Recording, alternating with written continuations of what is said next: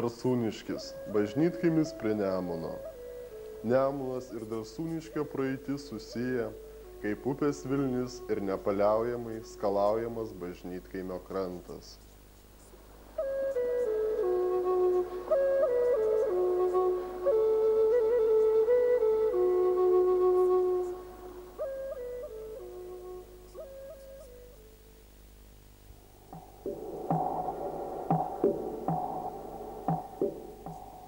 Kurgi kitur įsikurs žmonės, jei nepatogiausioje gyventi vietoje, prie plačios upės, tarp vešliai išaugusių miškų. Ir neatsitiktinai Darsūniškio apylinkėse aptinkami jau akmens amžiaus gyventojų pėdsakai. Dažniausiai tai yra akmeniniai kirviai, būtiniausias įrankis beveik iki šių dienų. Ir neatsitiktinai šią vietovę pamėgo ir nekartą tyrinėjo archeologai. Pavyzdžiui, Lapainios kaime, skalaujamame ne tik Nemuno, bet ir Lapainios upelio, senasis gyvenvietės tyrinėjo Rimutė Rimantienė. 1958 metais, aptikusi čia daugiau nei prieš 2000 metų, geležies amžiaus pradžioje egzistavusią alkavietę. Buvusioje pagoniško apeigų atlikimo vietoje tyrinėtojai aptiko ugniavietę ir daugybę molinių puodų šukių. Manoma, kad puodai čia pateko kartu su juose buvusiu aukojamu maistu. Šie puodai lipdyti rankomis, o dauguma jų buvo brūkšniuotų paviršiumi, kuris susidarydavo trinant į žolės gniūžtę.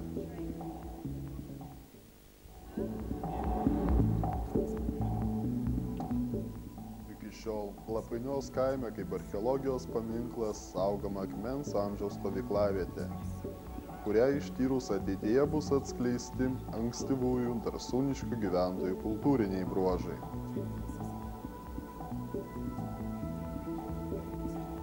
Tačiau ypatingai Darsūniškis pasižymi puikiai išlikusiais jau geležies amžiaus pabaigoje supiltais pilkapiais.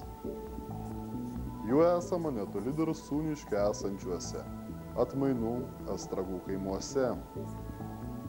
Pilkapiai geriausiai išliko miškuose, kur nebuvo ariami.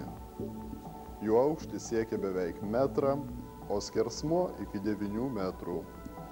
Čia maždaug prieš 1000 metų buvo laidojami sudeginti žmonių palaikai kartu su nedegintais žirgais.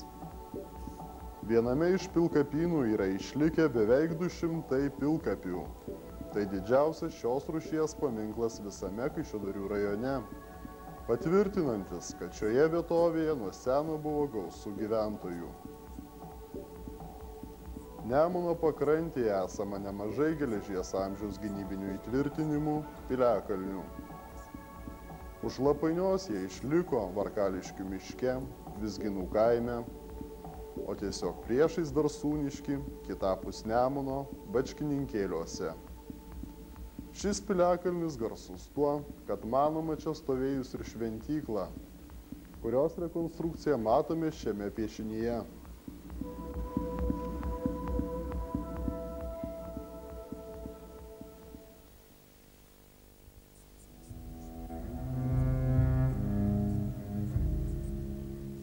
Kada atsirado Darsūniškis? Be abejo, apie tai sprendžiama tik iš seniausio jo vardo paminėjimo istoriniuose dokumentuose. O tai atsitiko 1372 metais. 14 amžiuje kryžiuočiai, užkariavę prūsus ir jotvingius, traukė į tolimesnes baltų žemes, kurias buvo suvienijusi Lietuvos valstybė. Darsūniškio pilis tapo reikšminga gynybinė lietuvių grandimi dešiniajame Nemuno krante. Būtent 1372 metų vasario 2 dieną kryžiuočiai įžengė į Darsūniškio žemę, užėmė pilį, žudė ir plėšikavo, šimtus paėmė į nelaisvę. Šie įvykiai aprašyti Vyganto kronikoje raštiškai amžino Darsūniškio vardą, nors to meto darsūniškiečiams buvo susijęs su didelė tragedija. 1997 m. rugpjūtyje buvo iškilmingai paminėtos 625-osios Darsūniškio metinės.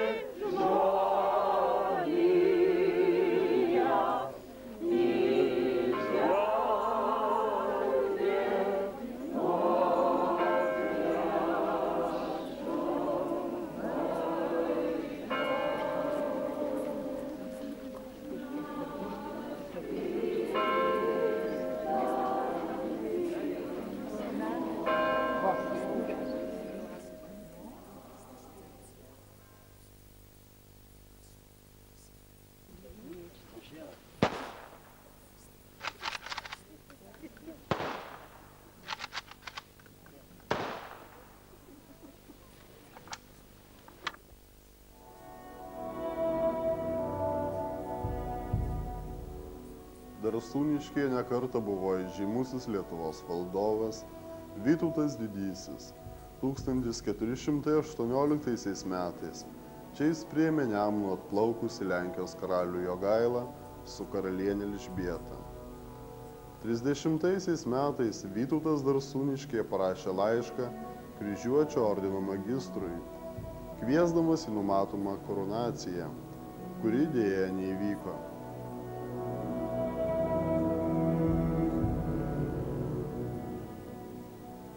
Darsūniškio pilis ir dvaras stovėjo ant Nemuno kranto, tiesiai priešais bažnyčią. Amžiams tekant juos nuplovė upės vanduo ir visagalis, atminties nežadinantis laikas. Dar prieš keliasdešimt metų, kol nebuvo įrengtas pylimas, saugantis nuo užtvenkto ir pakilusio Nemuno vandenų, upės šlaide buvo matomos mūro liekanos.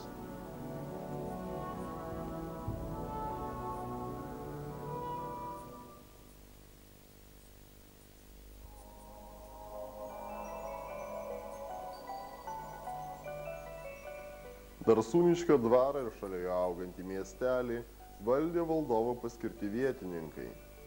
Žymiausi vietovės žemvaldžiai buvo Ginskiai, viešpatavę čia nuo 16 amžiaus iki pat 1831 metų sukilimo, kurį numalšinus carinė Rusijos valdžia konfiskavo sukilimo dalyvių žemes. Jau 16 amžiuje Darsūniškis buvo vadinamas miestu. Tuo laiku maždaug 50 sodybų gyveno virš 300 žmonių. Buvo beveik 20 karčemų, keletas mėsininkų, siuvėjas. Aišku, kaip ir dabar, nemažai gyventojų vertėsi žemdirbystę, žvejybą, dirbo girioje. Miestelio pastatai driekėsi palei Panemunę ėjusį Kauno Punios kelią. Kitos gatvelės tebuvo šalutinės. Apie miestelio praeitį pasakoja iš Darsūniškio kilęs Kastytis Pavalkis. Gal dabar sunku ir patikėti, bet prieš 511 metų Darsūniškis tapo miestu ir tai buvo įteisinta dokumentais.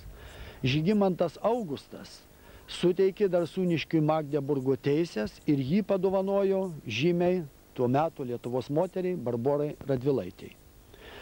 Ten privilegijose miestiečiam buvo suteikta teisė laisvai kirsti mišką, užsiimti verslais ir jo gyventojai tapo laisvais Lietuvos piliečiais, kuriems nereikėjo eiti baudžiavos. Po kiek laiko ta privilegijos buvo panaikintos ir tik tai 1791 metais Stanislovas Augustas, paskutinis Lietuvos didysis kunigaikštis ir Lenkijos karalius, nes paskui Lietuva jau buvo padalinta, pateko Rusijos valdžion, išleido renovacinę privilegiją, kurią Darsūniškiui vėl atstatė miesto teises. Ir buvo pasakyta, kad Darsūniškių gyventojai neturi paklusti nei pilies, nei seniūno jurisdikcijai, o turi paklusti tik tai savo miesto jurisdikcijai, jo valdžiai, ir kad jie yra laisvi piliečiai.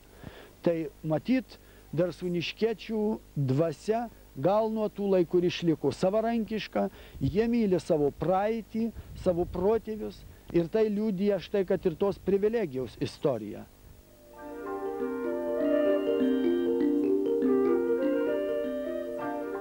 Žymesni pasikeitimai, kaip ir daugelėje tuometinės Lietuvos provincijos vietovių, vyko 18 amžiaus pabaigoje, bežlungant Lietuvos didžiai kunigaikštystei. Tuomet susirūpinta švietimo reikalais ir Darsūniškyje 1777 metais jau minima parapijinė mokykla, kurioje mokėsi 7 vaikai. 1997-aisiais Darsūniškiečiai paminėjo savo mokyklos 220-asias metines.